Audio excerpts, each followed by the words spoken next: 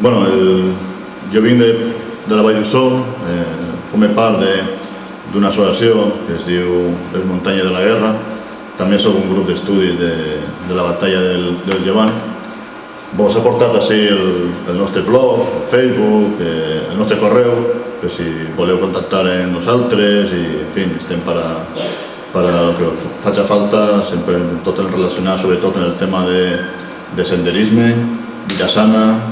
Això ens porta al patrimoni, n'hi ha que anar a les muntanyes, per tant, és una altra excusa per a gaudir de la nostra Serra d'Espadà, la tenim així, la porta. I per últim, el grup nostre, una de les tasques que està desenvolupant últimament més és el tema de l'assessorament històric a través de la localització de les fonts primàries. És a dir, nosaltres anem als arxius, en aquest cas la nostra font principal és l'arxiu militar d'Àvila. És on està pràcticament tot relacionat amb el tema militar de la nostra zona, de la zona del Llevant, encara que n'hi ha altres arxius, com el de Villaviciosa, per a conèixer més el tema des de l'aire. Però la nostra mare de les fonts ve de l'arxiu d'Àvila. Allà està la documentació republicana i la documentació franquista, tota la que va quedar una vegada finalitzada la Guerra Civil, perquè no està tot. N'hi ha documentació que s'ha perdut, sobretot des de l'aspecte del bando republicà. Moltes unitats, quan van acabar la guerra, se van desfer de la documentació. L'exèrcit franquista va capturar molta documentació, però molta se va destruir en els últims dies de l'acabament de la Guerra Civil Espanyola. I perquè ens conegueu un poc i on estem participant, com podeu veure, hem estat en un dels projectes més importants de la Comunitat Valenciana, que és el camp d'aviació de Vilafamés. Hem estat així al costat, en el Piloner de Santa Bàrbara, en el Puntal d'Artana, en el primer projecte que vam fer de senyalització del centre de resistència al Puntal. Estem en el Jinquer, que s'inaugura el dia 16, estarem en Alcúdia de Veo.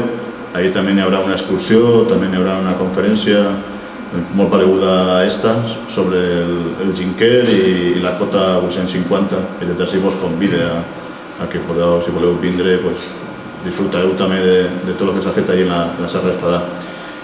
I en la Vall d'Ussó, en el nostre terme, hem ajudat a l'Ajuntament de la Vall d'Ussó en el tema de la senyalització de la ruta de línia XZ, que comença en el grup de Sant Josep. El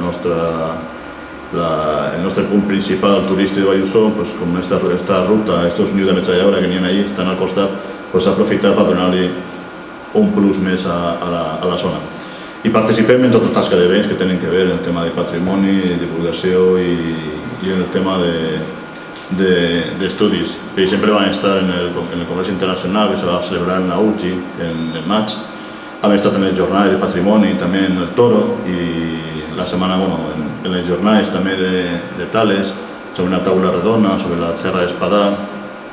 Sobretot incidim més en el tema de patrimoni. Què pot aportar el patrimoni militar a la Serra d'Espadà i des del punt de vista turístic, com poder-lo veure de quina manera, introduir-lo, divulgar-lo, ficar-lo en la red perquè la gent vingui a veure la Serra d'Espadà i pugui veure el museu a l'aire lliure que tenim de tota la Serra d'Espadà, perquè ara, com veureu, com ho explicaré ràpidament, la Serra d'Espadà alberga dues grans línies defensives.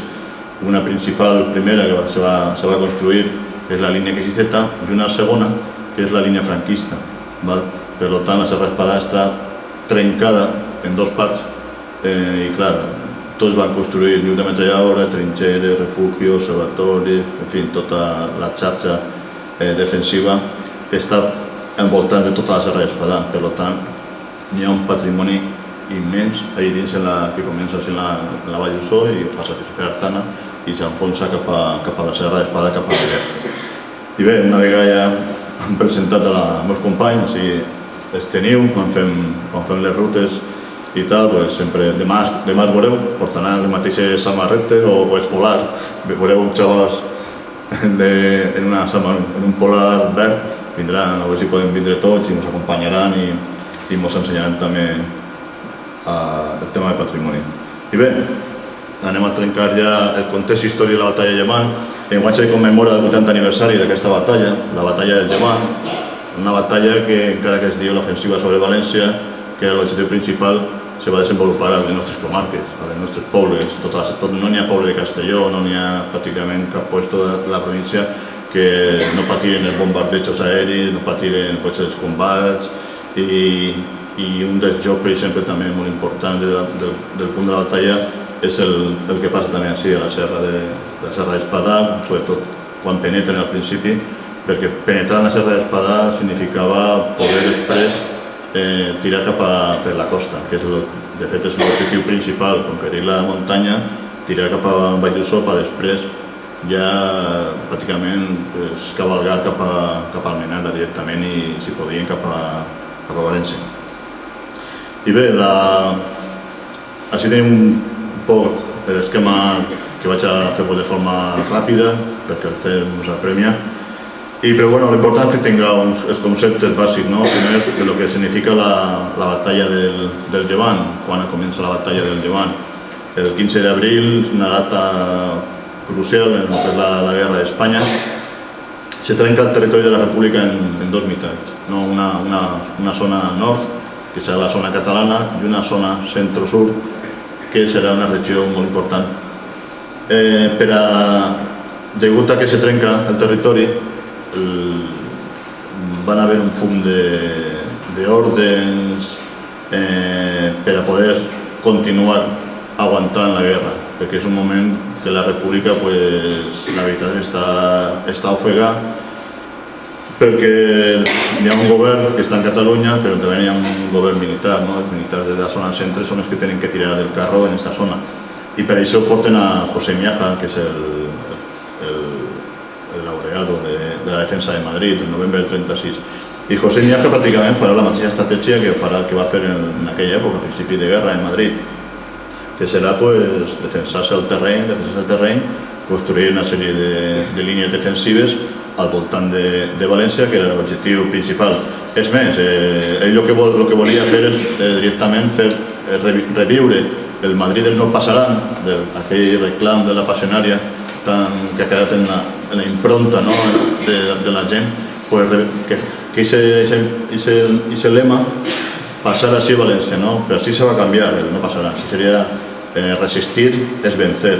Aquest és el lema principal que el president de la República, Negrín, va ficar de consigna així a la zona del Llevant. I ja us dic, és un moment molt crucial.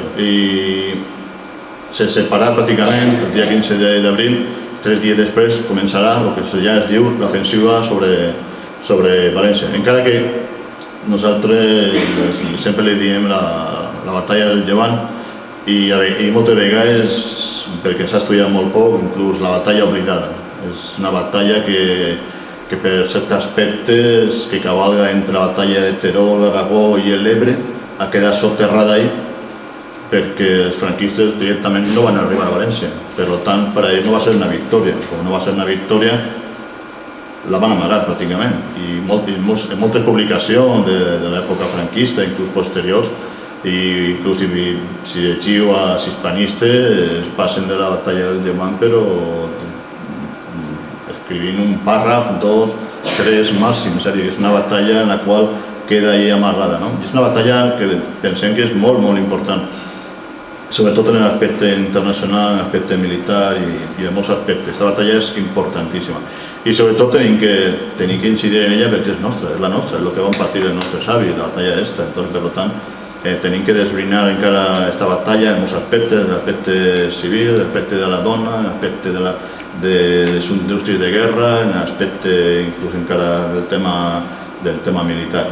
N'hi ha molts aspectes encara d'aquesta batalla que estan per escriure, o ja parlant, per exemple, del tema del patrimoni, perquè ens han deixat un legat fantàstic i n'hi ha que estudiar-lo encara, n'hi ha que anar a Àvila i veure encara més coses que puguen interessar, sobretot pel tema de la divulgació. Bé, la batalla, ja us dic, als 3 dies, sense parar, tiren cap a València. En principi tenien 2 eixos principals, la carretera de València-Barcelona i la carretera de València-Terol. Això seran els 2 eixos principals. Ells volien agarrar les 2 carreteres i anar directament a València. De primer moment ja tenim els problemes i tenen que tenen que reestructurar l'ofensiva aportant una altra unitat. En aquest cas serà el destacament d'enllaç, que com veieu així, és esta línia. El cos d'exèrcit de Galícia serà el que vindrà per la costa, serà el que després el que combatrà la nostra zona. El cos d'exèrcit de Castilla és el que tenia que baixar per Viver cap a València, i la unitat esta nova serà el destacament d'enllaç que tenia que entrar cap a Onda i cap a Segó. Des del principi de la batalla van tindre els franquistes molts problemes. Al cap de 2 mesos arriben a Castelló. Així vos ha portat un mapa més explicatiu de com se desenvolupen ja els combats finals cap a la zona nostra. Ja vols dir, el 15 de juny se pren Castelló, han passat 2 mesos, de fet pràcticament van estar un mes i pico en el que és el riu Sant Miguel. Ahir s'ha fet... Que no has dit de l'any del 38. 38, sí, estem parlant de l'any 38, sí, estem parlant d'abril, juliol del 38. I ja una vegada pres Castelló, la veritat és que les ordres són directament anar cap endavant ràpidament. Per què? Perquè han conquerit la capital de la província i pensen que donant-li encara més foc al tema poden arribar ràpidament a València perquè porten molt retras. Porten molt retras perquè la defensa republicana ha sigut brutal. Tingueu en compte que des d'abril fins a 25 de juny el cos d'exèrcit de Galícia, que és el que està per aquesta zona, té 10.000 baixes, entre ferits, morts i desapareguts. El cas del cos d'exèrcit de Castilla serà encara més fotut, tenen 15.000. De fet, el general Varela, el dia 25 de juny, paralitza l'ofensiva. Se queda a la defensiva perquè ja no té més tropes, és que ja està ja ofegat, no té més reserves per a tirar endavant, i de fet se paralitza l'ofensiva per la zona de Terol, perquè veureu vosaltres la importància de la defensiva que va fer l'exèrcit de la República.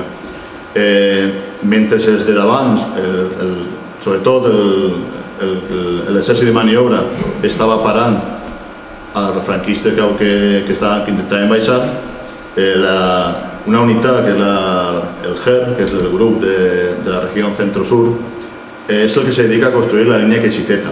La línia Queixiceta, en principi, teòricament, la tindrien que haver fet més endavant, més amunt de Castelló, perquè Castelló era un objectiu principal, però en aquesta època, d'abril del 38, la situació era tan complicada que els mateixos comandaments republicans tenien esperança de que Castelló aguantara el necessari per a poder-la construir.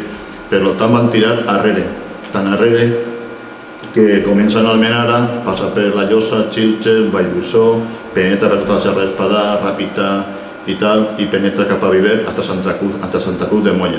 La idea bàsica de l'exèrcit de la República és molt clara.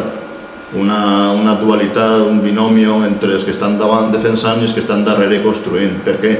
Perquè la idea del general Menéndez, que és al final l'artífex de tota aquesta batalla, la idea que tenia el general, bueno, el futur general, entonces era coronel, era que quan vingueren a la línia Queixiceta para els republicans, a partir d'ahí començarà la batalla, la dura batalla. És a dir, ell tenia la idea d'aguantar l'avantguarda, aguantar tota la investida de la batalla, perquè quan arribaren a la Queixiceta patiren d'evitar el que és la batalla. Per què? Perquè al mateix temps que s'estaven retirant el exèrcit de maniobra, i de fet se faria per aquesta zona, el exèrcit de maniobra se retira en el centralitzador, l'ocupació toral se retira per aquesta zona, al mateix temps han vingut noves unitats. Ha vingut el 20 d'exèrcit que s'establís per la zona de Valldussó, ha vingut l'exèrcit A, que agafaria després el número 21, que se retira per la zona de Segor, i ha vingut una altra unitat que és l'exèrcit del B. Aquestes unitats venen així cap a principi de juny i són les que acaben de finalitzar el que és la Queixiceta. La moral que tenen és forta, els companys de davant han aguantat tota l'ofensiva i ara estan en una situació privilegiada, perquè ara estan en plena Serra d'Espadà en un terreny molt abrut, molt complicat, desconegut per a l'enemic, perquè si agafem els mapes d'aquella època no sabien per on tirar, pràcticament anaven en el mapa de carreteres que n'hi havia en el 36, sense cotes d'altitud, sense pràcticament res d'informació. De fet, una de les aportacions que fa l'aviació és fotografiar tota Castelló i en base a aquestes fotografies aèries van fer una nova cartografia en el 38 i ahir sí que ja tenia més informació i de fet el general Baliño, que portava el destacament d'enllaç, no sabien, anaven locos en el tema de la cartografia, van patir molt perquè la Serra d'Espadà, encara que no tinguen les altures molt altes, de 1.000 o 2.000 metres, són una sèrie de crestetes i crestes i crestes i crestes i quan entraven en una cota veien que tenia una altra cota i una altra cota fortificada i una altra cota fortificada i això en l'esquema dels soldats franquistes que ja portaven des de Terol combatint, arribar així, no saber on estaven les posicions republicanes perquè moltes estaven molt bé camuflades perquè en això l'exèrcit de la República era un artista perquè els avions passaven i no sabien on estaven les posicions, sí, veien alguns llocs, podien adivinar on estaven els altres, però el camuflatge que se fa és brutal i tenim molts problemes, si donen compte, quan comencen a entrar a la Serra d'Espadà està fortificada de tal manera que és una barrera pràcticament inexpugnable. I així la batalla pràcticament entra una vegada cau Castelló, n'hi ha uns combats molt forts en Vila-real, la Quarta de Navarra penetra per Borriol, entra a Vila-real i així n'hi ha uns combats molt forts pràcticament fins que acaba el mes de juny i per defensar Vila-real. I des d'ahí ja trenquen cap a lo que és Betxí, des de Castelló, penetrat a Vila-real i d'ací penetren cap a Betxí. I des d'ací, per lo que és el Solats, aniria pràcticament el que és l'ofensiva franquista. Veieu que en comptes d'anar directament per la costa, tenen que trencar per la serra d'Espadà. I així aniria una unitat, que és la divisió ofensiva, que estava formada per dues divisions. El cos d'exèrcit de Galícia tenia ja tan poca espenta que tenia que aglutinar divisions per a poder fer una cunya i anar sempre directament. El cos d'exèrcit de Galícia només tenia una operativa. La 55 i la Quarta de Navarra de Requetés feien la cunya, penetraven fort i la 83 divisió, que era l'altra unitat que hi havia, era la que barria pràcticament. I això és el que pretenien arribar a Artana, arribar cap a Valluso i una vegada conquerir les muntanyes de Valluso ja anar cap a Nules, Burriana, Mascarell i Nules. I així serien. Els combats del puntal d'Artana comencen el dia 2 i per arribar a la casilla, el que és el frontó, com tots diem, tarden 2 dies, pràcticament n'hi ha 1,5 quilòmetres o 2 quilòmetres pràcticament, i els combats són fortíssims, són d'una intensitat enorme. Està la 48 Brigada Mixta que està defensant la zona est, la 208 per baix de les muntanyes, la 48 està pràcticament enclavada en el puntal, i es costa molt, tant que en les partes de guerra que nosaltres hem pogut consultar n'hi ha dies que enterren 500 soldats republicans i les baixes per part de la Quarta de Navarra són altíssimes. Estem parlant de dies que tenen 300, 200 baixes. És un nivell d'intensitat del tema militar però molt important, però no només això, sinó que l'aviació, la Legió Condor està bombardejant totes les zones estes, la retaguardia republicana, en tot el puntal, estan tirant bombes incendiàries per a cremar el bosc i que els soldats republicans isquen com a rates. L'única manera que tenien per a poder entrar i penetrar ahí, perquè n'hi havia el sistema defensiu és molt important que n'hi ha ficat ahí. Però l'avantatge que tenia l'exèrcit franquista és que tenia molt bona base artillera, estava tota l'aviació, que tenia el poderío aeri, i la Quarta realment ja arriba al puntal. Des d'ahir ja baixarien cap a la Villavella i ja començarien a operar ja directament a Burriana fins a Nules. I en Nules separaria el front, i així també separaria. El que faria ja només seria que la 55 que estava penetrant per Vilavella pujaria hacia el puntal i des d'ací entraria per la Femella cap a Castro. Això seria l'esquema organitzatiu i tal. I així ve un esdeveniment que és molt important, és l'Ebre.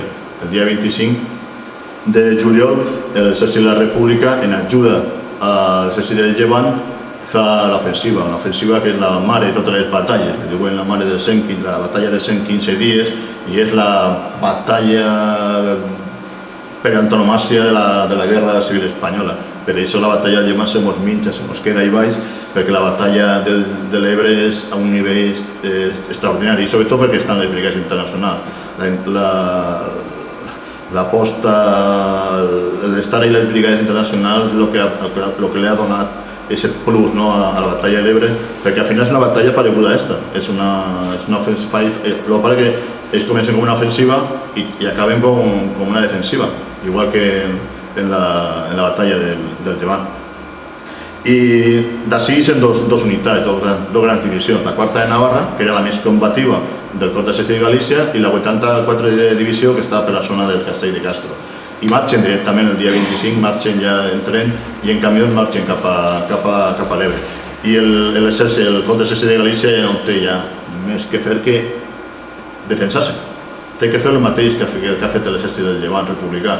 I en aquest moment de la batalla, l'exèrcit del Llevant podem dir que ha canviat totalment l'esquema d'un exèrcit destruït el 15 d'abril a un exèrcit que està en millors condicions que l'exèrcit franquista. És una dualitat, perquè vegeu la importància d'aquesta batalla, com de ser la transformació pràcticament en 3 mesos d'un exèrcit i l'altre, i perquè vegeu un poc també la importància d'aquesta batalla. I bé, el front de guerra franquista queda d'una forma paral·lelo al republicà. El que passa que aquests soldats que venen combatint des de Terol, quan arriben així, tenen que deixar el Macuto i començar-se a acumular pedres i després ja faran unes tasques més importants. I així veieu l'esquema, Casa Carabiners, de Miramar, Sud de Nules, la Cota 221, que és el poble abandonat, Coll de Breda, la Pitera, Mondragón, en fin, Santa la Pedra, Peñametía. Esta és la primera línia que se queda. I així tenim un mapa que se veu perfectament com queden les unitats. L'esquema de la fortificació de l'exèrcit franquista també serà diferent del republicà, no és tan lineal. Tenen que diferenciar entre una sèrie de centres de resistència que tenen uns distanciats, com ara veurem, uns 250 a 500 o 1.000 metres. Tenen que deixar espais perquè no tenen tantes tropes per cobrir el mateix front. L'exèrcit de la república té en aquest moment molt més homes defensant que l'exèrcit franquista. Entonces li dona aquest nombre de gent, li dona poder fer una línia lineal. En aquest cas, l'exèrcit franquista té que fer una sèrie de centres de resistència. El que no anem a entrar en el tema de la fortificació perquè seria una cosa ja que... Però perquè tingueu una idea. I aquest és l'esquema que en quedarien. El que veieu ahí pràcticament és cada globet d'estos és un centre de resistència. I així tenim el centre de resistència que se va estar així. Cap a finals d'agost, l'exèrcit franquista ja té un esquema de fortificació ja establit i és més. Tenen que fer unes segones línies defensives. I per exemple per la costa se faria per la zona del barranc de Sant Antoni i la zona defensiva, que seria d'aquesta zona, precisament seria el puntal d'Artana. Així tenim esquemes de mapes que hem pogut portar. Així tenim el que comentava, el del centre de resistència. Dins de cada centre de resistència estaven englobats tots els elements de la defensiva, que ara veurem des d'observatoris, puestos de tirador, trinxeres, refugis, tots els elements de defensa estaven incloïts així. La diferència era que tenien que ser autònoms. Per què? Perquè si se rebassaven aquests centres de resistència no n'hi havia cap problema, tenien que esperar les reserves. I aquesta és la gran diferència en l'exèrcit de la república. I creen un punt de centres de resistència en la zona aquesta. De fet, el que és la 55 divisió, que és la zona que estava des del Coll de Breda fins pràcticament Eslida, tenen tots aquests centres de resistència. Són de primera línia, que diguem, però fan un altre centre de resistència i entre ells està, com ja veieu així, ja és nomenat el centre de resistència el Puntal. Així, normalment, tenim ja aquests centres de resistència, que està a la segona línia, en la que el Puntal està per la zona així concretament, que ara,